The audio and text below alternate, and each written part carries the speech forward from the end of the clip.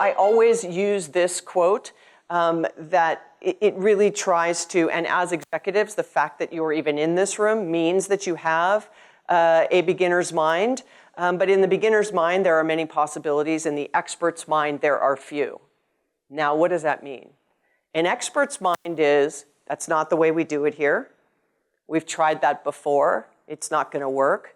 I don't know if our culture will do it. I don't know if we can get our people to rally around it.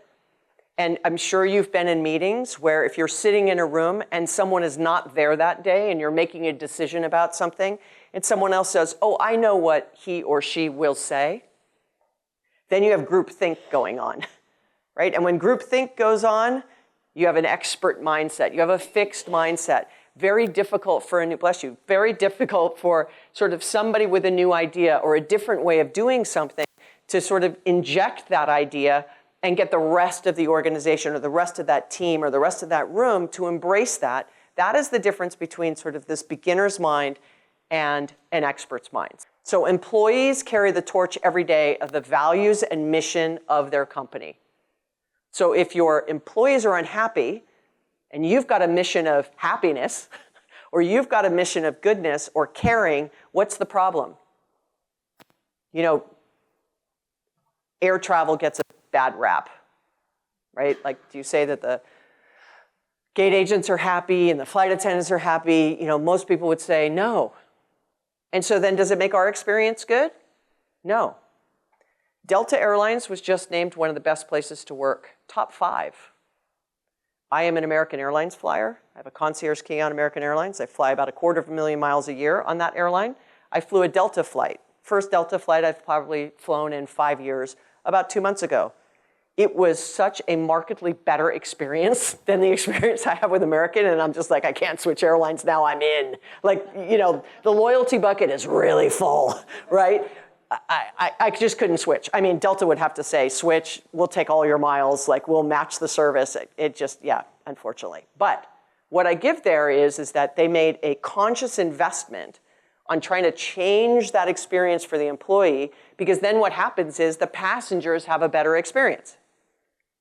The cleaning crew, they're like, look, it wasn't owned by us, but planes not being clean was one of the top 3 things people would complain about. So what if we did something for the cleaning crew that cleans our planes? You know what I'm saying? Like, just really paying attention.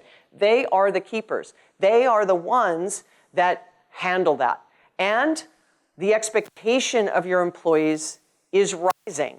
Again, not an HR administrative conversation, but they want you to know them. They want you to train and guide them. I remember when I first became a manager, the reward for high-performing salespeople, which I was to become a sales manager. Right. Not always good. 6 years later, maybe we should give Tiffani some management training. Maybe. So for 6 years, I was a disaster, right? Because I didn't know how to run a one-on-one. I didn't know how to do the things that I was expected to do. I just ran that sales team the way I was run, which was run by someone who was a good performer who got raised to management. So we just kind of created this hamster wheel of bad behavior, and we were burning everybody out. So make sure you're training, recognize me, coach me, stretch me. More important than anything else is inspire me. You want people to follow you because you've inspired them to follow you, not they follow you because you pay them to follow you, right? Or that you sort of hold the keys to their future success.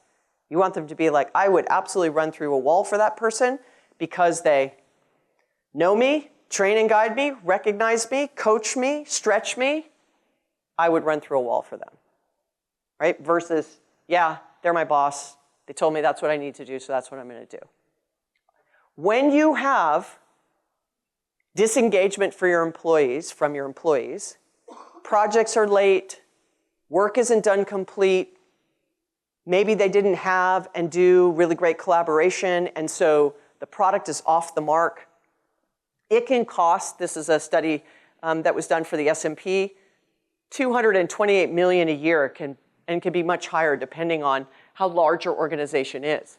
And so if people just are like, I'm just quiet quitting, if you've got an organization that's full of quiet quitters, or they're working from home and they're actually working 2 jobs, and they're not committed, and they're disengaged, it's costing you a lot of money. And so the only way to know that would be to survey your employees. And I'm sure all of you survey your employees at least once a year. During COVID, that probably maybe increased a little bit. But what we found from the research is even though most organizations, like in the low 90%, will survey their employees at least once a year, almost 85% of companies say they don't know what to do with the data once they get it.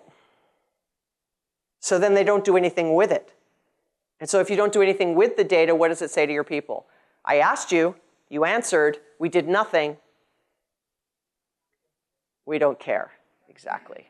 We don't care. And then that drives disengagement. Organizations which employees are primarily motivated by shared values, like what is the value and vision of the organization? Do I align to that?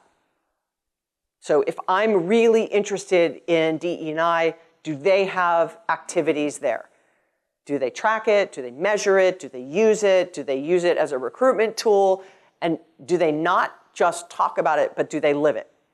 I want to work somewhere where they value sustainability or they value the planet.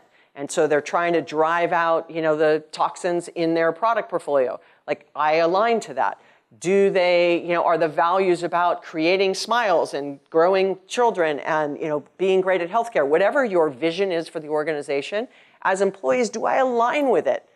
If it doesn't align with my values, I'll leave. And for sure, this is the first time we've had 5 generations working at the same time. This new generation absolutely cares about this. And they will leave an organization and they will go to an organization and they will actually say, I'm okay getting paid a little bit less because I believe in their mission. I'll volunteer my time, whatever it is. So they're far more likely to have high customer satisfaction when employees are aligned to the vision and values, right? Because it manifests itself. If I'm more satisfied and I'm more engaged and I'm more willing, clients will notice it. If employee experience is a top priority for you, companies in this research study saw 1.3 times growth in their client satisfaction KPIs over those that don't. Okay, so strong EX gives you higher client satisfaction, right? Employee experience. On the flip side, if you have customer experience as a top priority, you see a 1.4 times growth in the employee satisfaction, right? So if you don't have customers yelling at you all the time, your employees hopefully are a little bit happier, right? Now, if you get both right, you see a 1.8x improvement in a 3-year compounded annual growth rate, or CAGR. Now, what the graph on the right is showing, and in that particular report, it's plotted with all these companies. They're publicly traded. You can see the names of them in the book. But what it's showing you is that we just went out and found publicly available information. What's their Glassdoor rating? What's their NPS score? What's their growth rates? Like, we just went out and found, because it's all publicly traded, all US.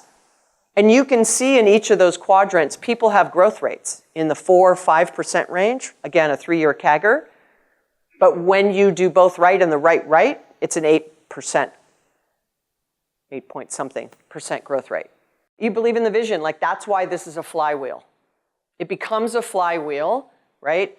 But to be really clear, the flywheel has to start with employee. When we went, this was our first study. And when we went into the first study, we thought it could start either way. We came out the first study, we still believed it could start either way.